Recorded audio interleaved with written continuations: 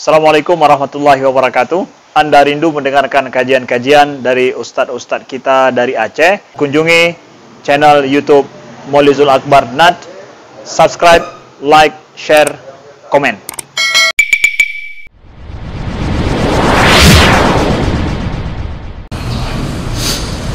Assalamualaikum warahmatullahi wabarakatuh. Innal hamdalillah nasta'inuhu wa nastaghfiruh wa na'udzu bihi min shururi anfusina wa min sayyiati a'malina. Man yahdihillahu fala mudilla lahu wa man yudlil fala hadiya lahu. Asyhadu an la ilaha illallah wahdahu la syarika lahu wa asyhadu anna Muhammadan 'abduhu wa rasuluhul karim. Allahumma salli wa sallim ala nabiyyina wa sayyidina al-Mustafa Muhammadin wa ala alihi wa ashabihi ajma'in. Amma ba'd. Rabbi shrah li sadri wa yassir li amri wa hlul 'uqdatam min lisani yafqahu qawli. Segala puji bagi Allah, kemudian salawat dan salam kepada Rasulullah, pada keluarga dan seluruh sahabat-sahabatnya. Bapak Ibu jemaah salat zuhur yang Allah muliakan, insyaallah kita masih membahas golongan orang-orang yang disebutkan di dalam Al-Quran atau hadis Nabi, yaitu golongan yang terlaknat atau dilaknat oleh malaikat. Kita sudah bahas 3 di antaranya, yaitu orang-orang yang mati di dalam kekafiran, kemudian orang-orang yang melaknat sahabat Nabi sallallahu alaihi wasallam, dan yang terakhir kita bahas yaitu orang-orang yang mengaku dengan nasab palsu atau beridentitas dengan identitas yang palsu, mengaku ayah atau anak dari seseorang padahal itu palsu. Itu terlaknat. Kita lanjut golongan berikutnya, orang-orang yang dilaknat oleh malaikat, dilaknat oleh Allah, yaitu istri yang menolak ajakan suaminya ketika suaminya membutuhkannya, dalam tanda kutip, dalam urusan hubungan keluarga. Ini berdasarkan hadis Nabi sallallahu alaihi wasallam dari Abu Hurairah radhiyallahu anhu, qala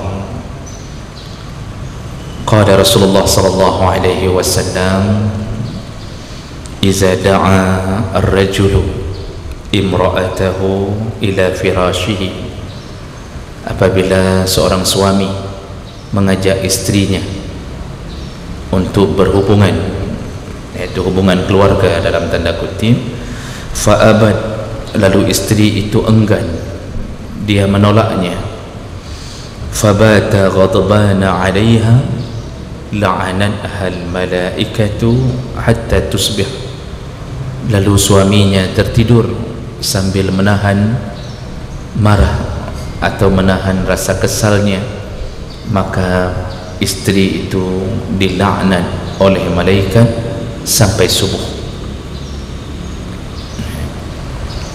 Jadi bunyi hadis dengan derajat yang sahih ini jelas bahwa laknat malaikat berujung pada laknat Allah bagi seorang istri yang menolak ketika suaminya membutuhkan dirinya.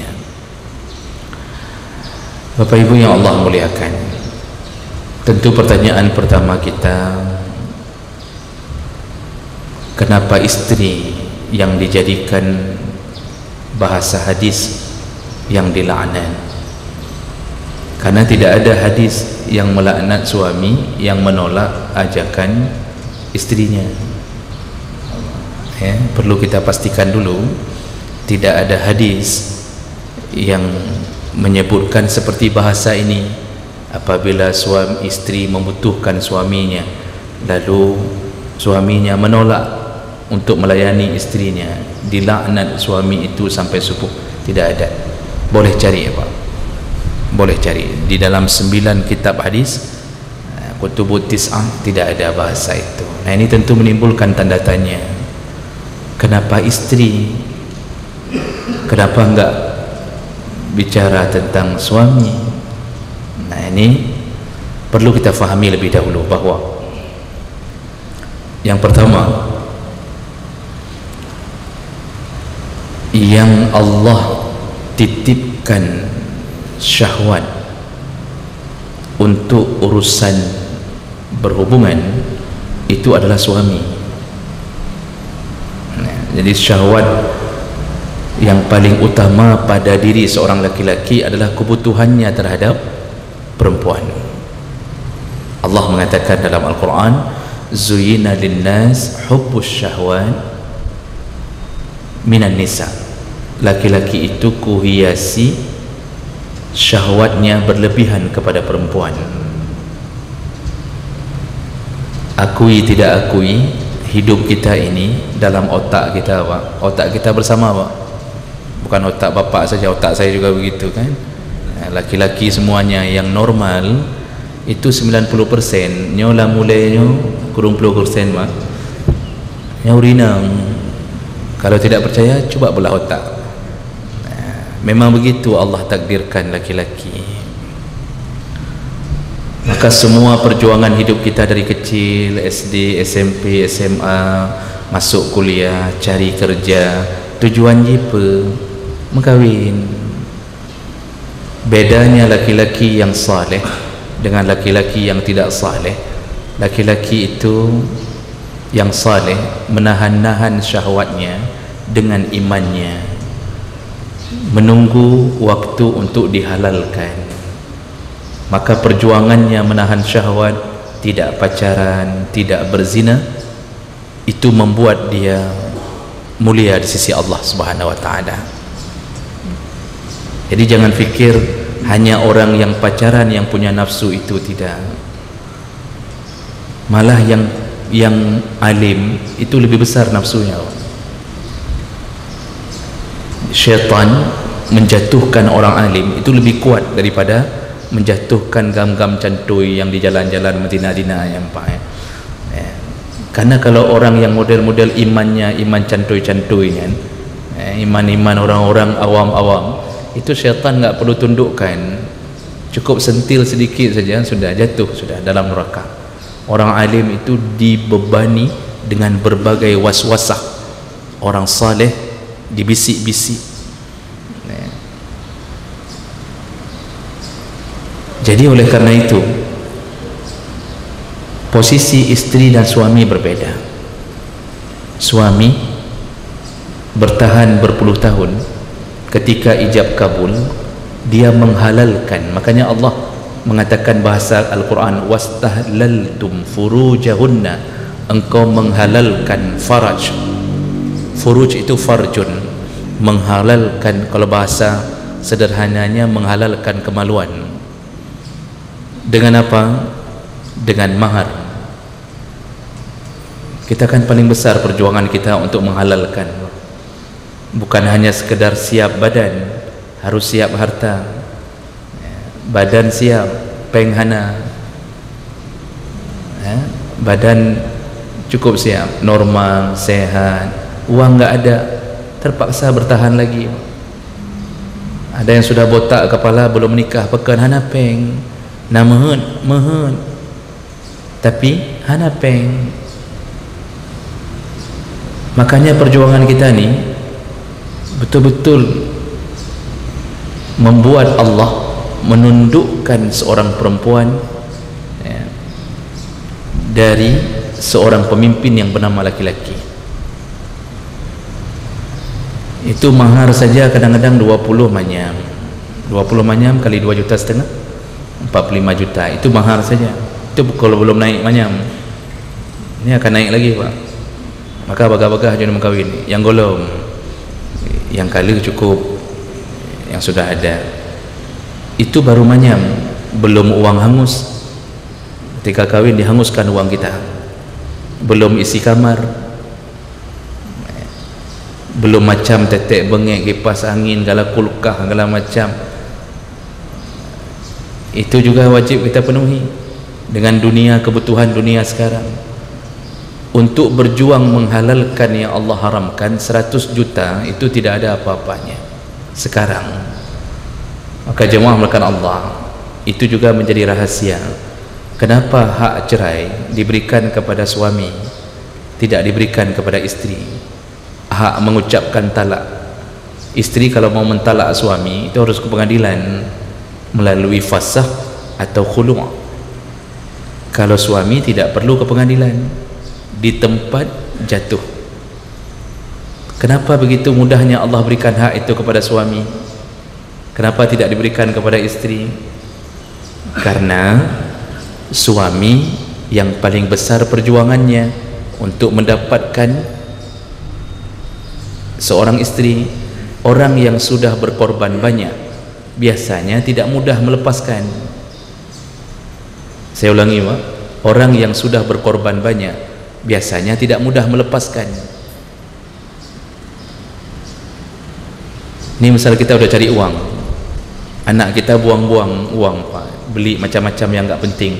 Kita yang cari pasti mengatakan, "Kapikir kah ayah ke mangat minta peng ya?" Kenapa kita yang merasa tersakiti?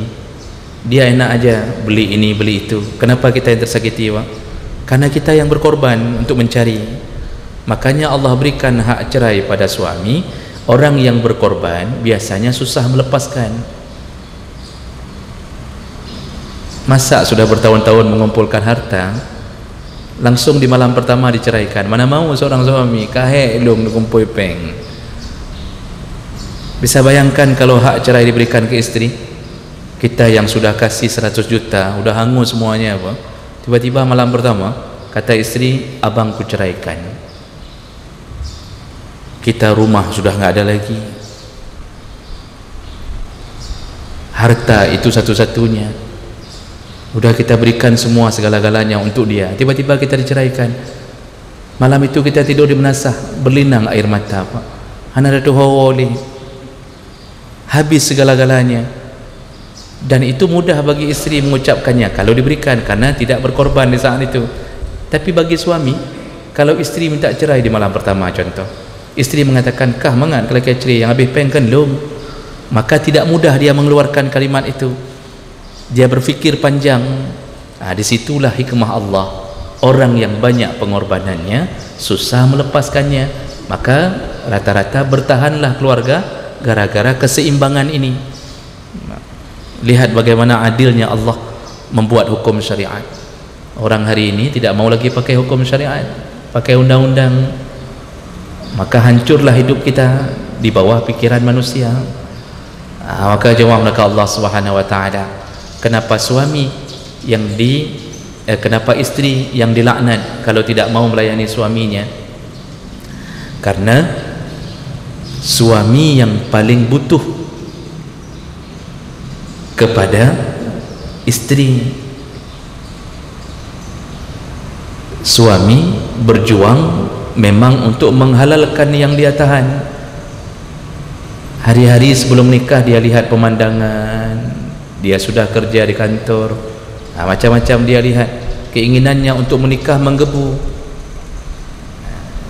Jadi ketika dia meminta istrinya untuk melayaninya, tiba-tiba istri menolak, Allah marah, malaikat marah. Lalu kenapa bukan suami yang dilaknat? Kok nggak ada cerita seperti kita sebutkan tadi, kebalikan hadis? Karena istri tidak dihiasi syahwat seperti dihiasinya suami. Syahwatnya istri itu tidak ke situ, Pak. Maka coba tanya sama perempuan, dia sekolah dari SD, SMP, SMA, apa ada dalam pikirannya nyok pebut kakak pukul sekolah PS1 kena mengkawin? Jarang sekali, Pak. Yang kena mengkawinnya uragam, laki yang mengucapkan itu. Perempuan paling ujungnya dia bilang apa? Kenapa sampai S1 sekolah? Ini bagi perempuan, dia akan mengatakan, saya akan cari uang, saya akan bantu orang tua, paling kurang saya bisa beli gelang sendiri, beli kalung sendiri. Kan yang sering ini, kan nggak ada orang perempuan yang kenapa habis-habisan kuliah, saya mau kahwin. Mana ada orang perempuan yang kuliah untuk kahwin? Kita yang kuliah untuk kahwin, Pak. Makanya kita nggak peduli IPK 2, pun okey, yang penting selesai. Orang agama kaji pekan lulusan kuliah banyak yang IPK 2,1, 2,0, Pak. Hanya penting, yang penting selesai S1, ilmu minta kerja kahwin. Di urinam nggak penting kahwin. Penting ada uang masuk sendiri, bisa beli emas, bisa beli ini. Itulah syahwat perempuan. Minal qanatir al-muqantarah minaz zahab wal fiddah, kata Allah. Perempuan itu syahwatnya perhiasan. Maka kenapa laki enggak ada hadis yang menyatakan terlaknatlah suami yang tidak mau melayani istrinya? Kenapa enggak ada hadis itu? Karena perempuan memang enggak membutuhkan syahwat itu.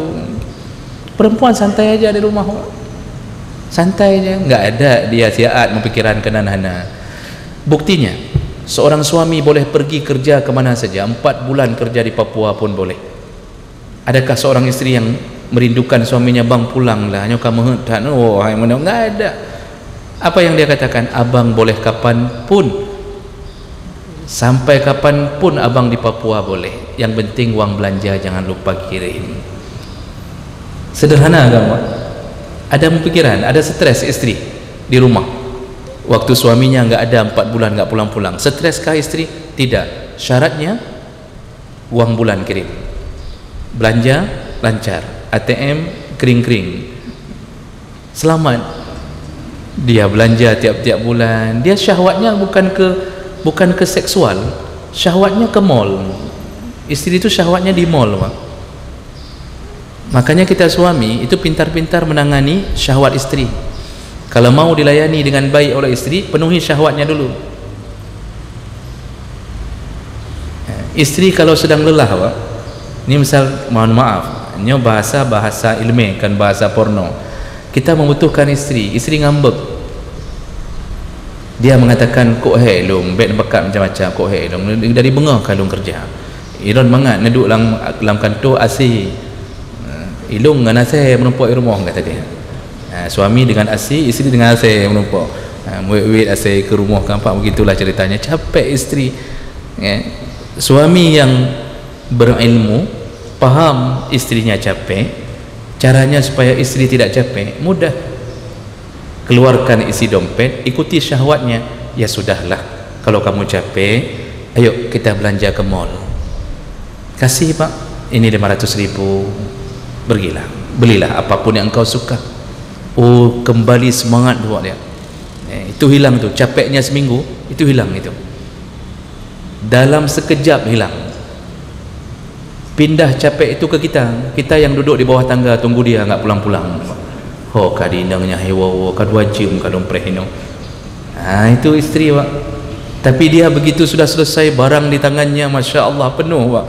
Macam-macam tu dalam barangnya tu. Ada baju, jilbab, macam model itu, makanan sampai teruk ceria kuning, macam lengkap itu. Dia pulang, itu bapa enggak perlu mengatakan lu enggak perlu, anak perlu kan. Langsung dia mengatakan I love you, Pam. Engkaulah yang paling kucintainya dengan 500.000. Makanya kita pintar-pintar itu hidup. Kalau istri lelah, berikan syahwatnya, maka istri tidak perlu untuk dipaksa-paksa melayani suaminya. Dia akan mencintai suaminya. Begitu keadilan Allah Subhanahu wa taala. Makanya kenapa hadis berbunyi terlaknatlah istri yang menolak ajakan suaminya, dilaknat-laknat oleh malaikat sampai subuh. Karena suami yang membutuhkan, istri tidak terlalu butuh terhadap suami, terhadap fisiknya suami. Dia butuh dengan syahwat yang berbeda. Makanya enggak ada hadis melaknat suami, karena jarang kejadian itu. Yang banyak suami membutuhkan istri. Itu alasan paling utama kenapa yang dilaknat istri, karena kebutuhan suami ada pada syahwat seksualnya. Yang kedua, alasan kedua, istri itu ada masa berhenti dari keinginan untuk hubungan keluarga. Mereka ada masa menopause, ada masa-masa frigid. Hana tak mengelenya umur 50 nya sudah dingin. sudah dingin Pak ya, kalau lagi dalam kulkah kadang-kadang kan dingin begitu, nggak ada keinginan lagi. Pokoknya saya udik benar-benar mentang gaji kan suami, hana cerita kulkah Pak, makin tua makin menjadi kan. Makanya suami ada istilah puber pertama, puber kedua, ada yang puber ketujuh Pak. Tidak berhenti. Kita ini tidak ada masa menopause, kita ini tidak ada masa frigid. Maka seorang kakek bisa memperkosa seorang anak-anak balita, kakek tua. Nah disitulah Allah seimbangkan, Allah seimbangkan. Jadi jemaah mereka Allah, ini peringatan bagi isteri, kalau ingin tidak dilaknat ketika suami membutuhkannya, jangan ditolak selama tidak ada uzur karena dilaknat. Nah, jadi ada dua bahasa hadis. Yang pertama dilaknat langsung ketika menolak. Jadi dilaknat dari mulai dia menolak sampai dimaafkan oleh suaminya. Rasulullah juga mengatakan 3 orang yang tidak diterima salatnya oleh Allah.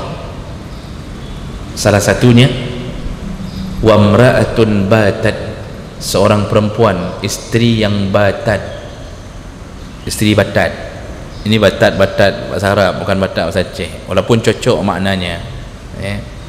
Istri yang batat itu sudah tertidur pulas. Wa zawjuha 'alaiha sakhit, suaminya murka kepadanya, tidak diterima salatnya.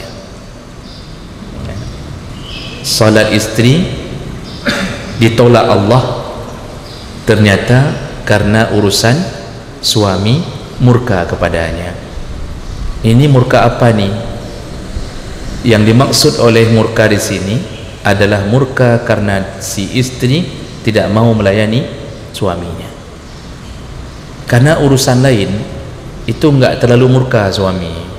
Kalau urusan lain, misal suami mengatakan ni pulang kantor, kabeget teh tian. Misal kata suami, buat teh sebentar. Kata istri, bang sedang enggak ada air panas. Enggak terlalu murka suami. Paling dia bilang, kapas lah. Kan begitu. Tolong masakkan ini. Enggak dimasaknya, enggak terlalu murka. Karena bisa jalan keluarnya dia cari di rumah istri kedua, mudah Bang. Contohnya, itu contoh.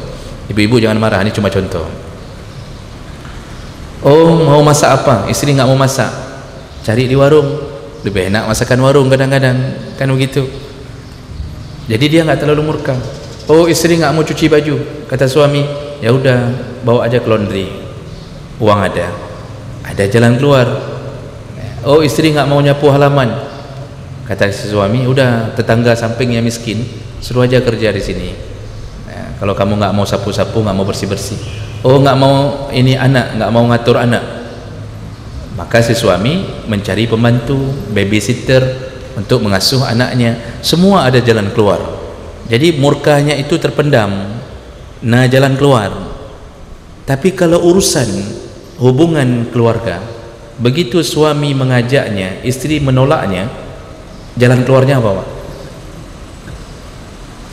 Kita cari istri lain di laundry, kita kawin mas tukang laundry baru bisa.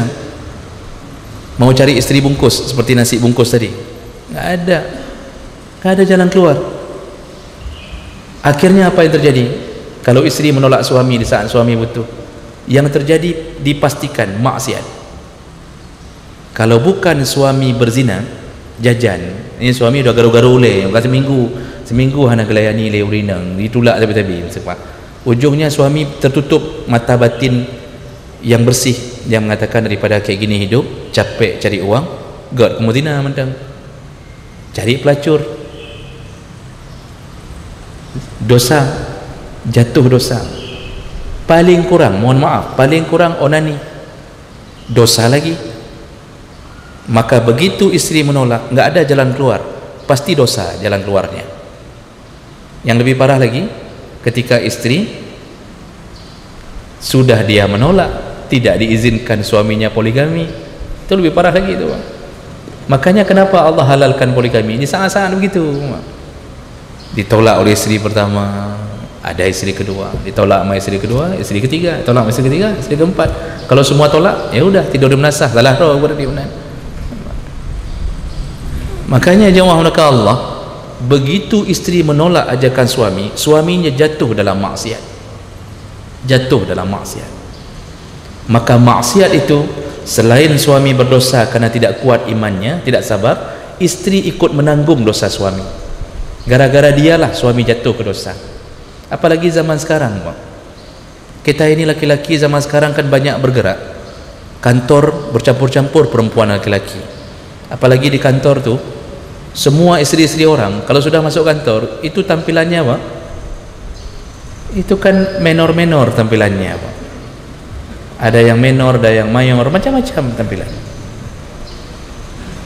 Lipstick itu kalau sudah masuk kantor, kita satu kerja instansi dengan istri orang, bajunya seksi, cara jalannya, lipstick di bibirnya, pakai maskara, blush on, merah-merah di sini, Pak. Merah di sini. Kita lihat di kantor kita, Masya Allah, istri orang, istri dia nggak kayak gitu, yalah, karena istri dia nggak ada kantor. Istri di rumah paling nak gantung. Tapi istri orang masuk kantor bersama dia. Apa kata Rasulullah?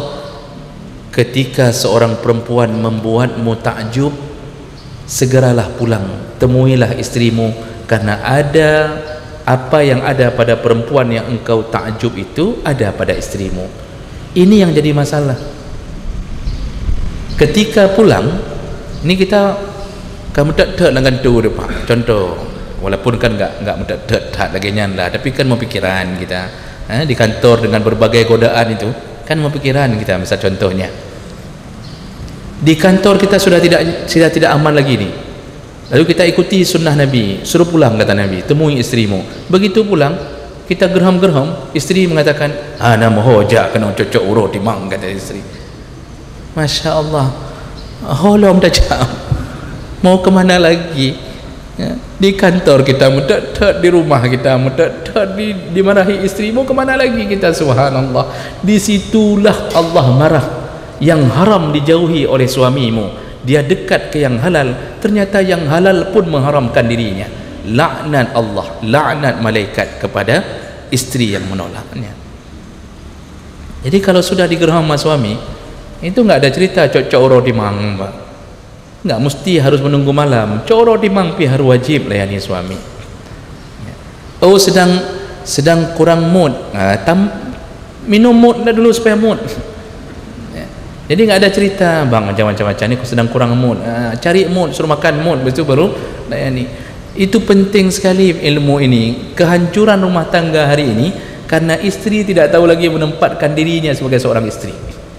Sebenarnya, mohon maaf, dalam hukum agama, ketika suami membutuhkan, istri tidak uzur. Maksud tidak uzur bukan sedang haid. Ini kalau yang suami yang kurang ilmu sedang haid pun dipaksa, itu dosa besar itu, Pak. Bukan sedang sakit keras. Jadi jangan paksa istri kalau sedang stroke. Bukan sedang demam tinggi. Istri tipes, dipaksa sama suaminya, suami bangai yang punya kelegenyan. Maka istri pun harus faham, cari jalan keluar untuk suami. Seharusnya istri mengatakan, buang, ilung ka stroke, saya enggak sanggup layani abang lagi, carilah yang lain, saya ridha. Tapi jarang sekali yang mendapatkan istri yang begini. Padahal begitulah seorang istri seharusnya. Jangan sampai dia stroke ketika suami mengatakan, ilung kawin lain je. Langsung istri mengatakan, oh Han, ilung walaupun tertruk, itu dia ngomong sambil bibir mereng begini, bibir mereng, ilung walaupun tertruk, coba-coba kawin, menyopulih ku tanpa agak katanya. Masya Allah, sudah setruk nggak bisa layani, nggak boleh lagi, apalagi. Makanya suami akhirnya diam-diam melakukannya diam-diam, artinya kawin diam-diam. Itu waktu kawin nggak bicara-bicara, ajak kapul nggak bicara pun dia. Jadi Masya Allah, begitulah keseimbangan keluarga. Maka marah sekali Allah dan malaikat, marah sekali kepada isteri yang suaminya baik, ya, tapi dia tidak mau melayaninya. Suami sudah mengikuti petunjuk agar tidak jatuh ke haram, diharamkan lagi oleh si isteri yang halal. Marah sekali Allah. Ya. Kalau dalam syariat, selama suami masih jadi suami, walaupun isteri benci kepada akhlak suami, suami enggak solat, suami enggak puasa, tapi enggak bercerai, isteri enggak gugat fasakh, tetap suami itu dalam tatanan syariat suaminya itu walaupun benci, kalau suami sudah meminta untuk dilayani, itu wajib layani. Walaupun dalam pikiran kita sudah melihat dia itu seperti binatang, mesti dalam pikiran kita nyo binatang nyo, walaupun binatang tetap harus layani binatang itu. Memang begitu. Kalau mau enggak layani lagi, gugat fasakh segera, karena boleh menggugat fasakh kalau suami sudah tidak taat lagi pada Allah. Itu sembahyang li, enggak mau puasa lagi, gugat segera. Tapi kalau masih belum jatuh fasakh itu, tetap wajib layani, tetap wajib layani. Nah, jadi jemaah melakukan Allah Subhanahu Wa Taala, maka hati-hati pada isteri yang menolak ajakan suaminya langsung, jadi enggak mau lagi layani, terlaknat. Bahasa hadis yang pertama tadi itu model bahasa kedua, dia bukan langsung melaknat, bukan langsung menolak, tapi enggan. Dia layani, dia mau layani, tapi ditunda-tunda. Ini mohon maaf, ini ada berkhabar dalam puasa, tapi ini ilmu kan porno, Pak. Nah, jadi bahasa kedua dalam hadis bukan menolak langsung, bukan isteri menyahut, enggak, saya enggak mau layani, bukan begitu, tapi ditunda. Suami sudah gerham-gerham dari jam 9 malam, digerham nih dari dalam kamar, isteri masih nonton sinetron Hidayah, tapi enggak dapat Hidayah tu. Digerham dari jam 9. Ada menggeno, kata si suami. Kesinilah. Kajut pemati aja TV-nya. Misal kata si suami, matikan aja TV-nya. Jam 9 tu, isteri mengatakan, "Bentar lagi bang, ini anak mudanya belum mati ni. Dia tunggu anak muda mati. Anak muda kapan mati? Apalagi anak muda India, apa aja mati bang." Jam 10 suami gerham lagi. Itu suami enggak tahu mau buat apa lagi dalam kamar. Salah mandum. WA tak saya baca, baca WA apa. Kami ngong ke nak depo pegang apa le. Buku pula balik halaman halaman Dia tunggu dari jam 9 sampai jam 10. Dia gerham lagi jam 10. Ajut kena aja damam. Isteri mengatakan bacut tu, nyo sayang tak menyo lewat nyo. Ahir dah muda dia. Kata suami isteri. Napres bacut tu, kata si isteri. Ditundanya lagi jam 11. Digerham lagi. Masih belum masuk. Akhirnya baru ditutup TV itu jam 12. Begitu isteri masuk, suami sudah tertidur, tapi mukanya muka setan, karena menahan marahnya tadi. Jadi dengar, tapi mengerok muka. Nah, menunda, isteri enggak bermaksud menolak, menunda saja terlaknat, menunda saja terlaknat. Itu yang tadi dimaksud oleh Nabi, fa'abad, dia tunda. Dia bukan enggak melayani, dia tundanya sampai marah suaminya. Sampai begitu isteri datang jam 12, dibangunkannya suami, longkat truknya, ana perlele kang. Kat nonton di long. Kata suami, itu dah marah tu. Begitu terjadi kemarahan itu, salat subuhnya isteri tidak diterima Allah. Salat duhurnya tidak diterima Allah. Kapan diterima lagi? Sampai dimaafkan oleh suaminya. Kenapa bisa begitu? Harapan dia cuma satu dari dulu, cuma itu yang diharapkan. Dia tidak harap harta dari istrinya, dia tidak harap apapun yang lain. Itu harapan dia yang paling besar. Tiba-tiba tertunda karena sinetron Hidayah bunuh. Jadi jemaah melakukan Allah, istri yang salihah tidak akan melakukan itu. Coba baca hadis tentang istri Abu Talha. Abu Talha, ketika Abu Talha berangkat kerja, anaknya yang paling kecil meninggal. Tadi waktu berangkat badan panas, lalu meninggal. Abu Talha sedang kerja cari nafkah. Pulang, istri setelah dia merasa kehilangan anaknya dalam kesedihan, tapi karena dia harus melayani suaminya pulang kerja, anaknya yang meninggal itu ditaruh dalam kamar, enggak diberitahukan ke Abu Talha. Tapi apa yang dilakukan oleh istrinya Abu Talha? Nama istrinya Ummu Sulaim. Istrinya seperti biasa menyambut suaminya. Dia mandi, pakai minyak wangi, lalu kemudian bersolek. Ketika Abu Talha pulang, dia lihat istrinya dalam keadaan begitu, kan langsung syahwatnya naik sepaning. Melihat istri itu kan bagus sekali itu, Masya Allah. Istri memang seharusnya begitu. Itu suami pulang kerja, istri sudah harus standby, siap. Itu sudah mandi, pakai minyak wangi. Pokoknya tampil di rumah itu, istri yang salehah itu seksi kalau di rumah. Istri yang kurang saleh, tidak salehah, itu seksinya di luar rumah. Tapi yang salehah, istrinya dalam rumah yang seksi. Di luar rumah dia tidak seksi, baju besar, gamis, jilbab besar. Di rumah, Masya Allah, seksi. Tapi syaratnya jangan ada anak-anak. Anak-anak udah keluar rumah semua, itu seksi disuruh. Ya, sunnah membuat suami suka berada di rumah. Makanya istri Abu Talha bersolek. Lalu Abu Talha melihat istrinya, timbul syahwatnya, terjadi hubungan suami istri. Setelah terjadi hubungan suami istri itu, dia layani suaminya, baru istrinya mengatakan, Ummu Sulaim mengatakan, wahai suamiku, bukankah engkau dulu pernah mengatakan kalau sesuatu yang dititipkan Allah, kalau Allah ambil, kita wajib mengembalikannya? Benar kata Abu Talha, apapun yang Allah titipkan harta kita, kalau Allah ambil, kita wajib berikan. Bagaimana seandainya Allah mengambil sesuatu dari kita, wajib kita berikan, kata Abu Talha. Lalu disitulah istrinya mengatakan, anak kita tadi siang dipanggil Allah, siapkah engkau menerima? Titipan Allah telah diambil kembali. Di situ Abu Talha emosi, Pak. Dalam hadis itu disebut emosi. Pekah anak pekah bakdong ribuno. Masa kita sampai berhubungan suami istri dulu engkau tidak kasih tahu anak kita meninggal? Lalu ditenangkan oleh istrinya. Bukankah engkau tadi mengatakan engkau menerima semua ketentuan Allah? Allah titip, Allah ambil. Baru Abu Talha down lagi. Baru down lagi dia, tenang lagi.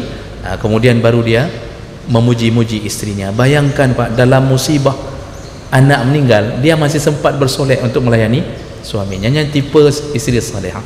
Jadi istri salihah itu tipenya Pak, memang betul-betul hidupnya dia tahu surganya berpindah ketika ijab kabul, surganya berpindah ke bawah telapak kaki suaminya, bukan lagi di tangan ibu dan ayahnya.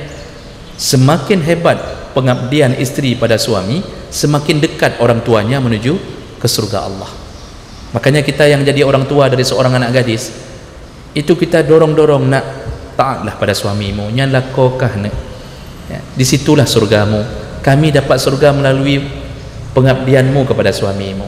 Oh, dia enggak pulang hari raya, kita tanya, anak kau nak kaledon, anak kau sudah 3 tahun engkau enggak pulang ke kampung. Kata si istri, kata si anak kita yang gadis, ayah enggak bisa pulang, abang enggak libur kerja, karena dia prinsipnya kerja, enggak ada liburnya, enggak bisa pulang. Kata ayah, apa seharusnya? Tidak apa-apa nak, yang penting bertahanlah, mengabdilah ke suamimu. Ini ayah masuk surga, ibu masuk surga dengan mendorong anaknya untuk berbakti ke suaminya. Jadi jangan merasa begini, semenjak Ji kawin nah, belum kalain konging Ji, semenjak dia kawin kayaknya udah beda dia. Dulu sebelum dia kawin nggak kayak gitu dia sering telepon kita, sering dia, semenjak dia kawin dia kayak lupa sama kita. Bukan begitu ilmunya. Semenjak dia kawin memang dia untuk suaminya, walaupun kita yang pelihara. Kenapa kita dimasukkan surga dengan baktinya istri pada suami? Karena perjuangan kita membesarkannya itu dibalas oleh Allah di surga, bukan dengan melalui anak kita yang gadis. Yang besarkan kita dia, yang habis harta kita, kan habis harta kita untuk sekolah dia, tapi dia kemudian diculik orang hanya dengan modal cinta dan 20 manyang. Kita sudah habis ratusan juta, Kita nggak dapat satu amplop pun dari anak gadis kita. Dari mana kita dapat? Dari Allah. Syaratnya relakan anak gadis kita untuk berbakti ke suaminya. Itu kunci semuanya. Makanya kan ada hadis yang menyebutkan orang tua masuk surga gara-gara anak gadisnya nggak berani pulang sampai orang tuanya meninggal. Nggak berani pulang gara-gara taat pada suaminya. Nggak berani pulang gara-gara suami mengatakan jangan pergi, jangan keluar rumah sampai aku pulang. Diadukan ke Nabi sampai Nabi mengatakan orang tuanya surga akibat anaknya yang berbakti pada suaminya. Maka Masya Allah, begitulah keadaan seorang istri terlaknat apabila dia menolak ajakan suaminya. Makanya ini harus sering-sering diberitahukan kepada para istri. Namun di sisi lain Bapak, kita suami pun agar istri ridha, tidak merasa berat, maka kita pun harus faham kewajiban kita. Jadi kita jangan hanya menuntut hak dari istri ikah nah, yang gelaknat li Nabi ikah, gelaknat li Allah, gelaknat malaikat. Isteri nyaut ikah pi laknat, nak ketong kabi nafkah kelung lawitnya. Itu kita harus tahu diri juga, jangan sampai merasa kita ini super power segala-galanya, tapi kita enggak memberi kewajiban kita pada istri. Nafkah enggak kasih, rumah enggak peduli, pakaian istri tidak peduli. Bahkan ketika istri punya masalah, kita pun bukan menjadi pelindungnya. Bagaimana dia mau melayani seorang suami yang kerjanya memukul-mukul istri? Pagi pukul, malam minta dilayani. Bagaimana dia mau melayaninya? Kan benci, Pak. Rasa bencinya ada. Maka jangan-jangan dia sudah siapkan kopi pakai racun sianida. Setelah layani dikasihnya kopi, ini kopi terakhir untukmu bang, mati habis. Itu kebencian. Maka jangan tanam kebencian agar istri pun melayani suami dengan baik. Baik, itu yang keempat. 3 menit, karena ini hari terakhir kita. 3 menit. Ada orang kelima yang terlaknat. Orang kelima yang terlaknat, dilaknat oleh malaikat, dilaknat oleh Allah, yaitu yang menodongkan senjata kepada sesama muslim. Yang menodongkan senjata kepada sesama muslim. Rasulullah berkata melalui hadis Abi Hurairah, man asyara ila akhihi bihadidatin, barang siapa menodongkan senjata kepada saudaranya sesama muslim, fa innal malaikata tal'anuhu hatta yada'hu wa in kana akhahu li abihi wa ummi.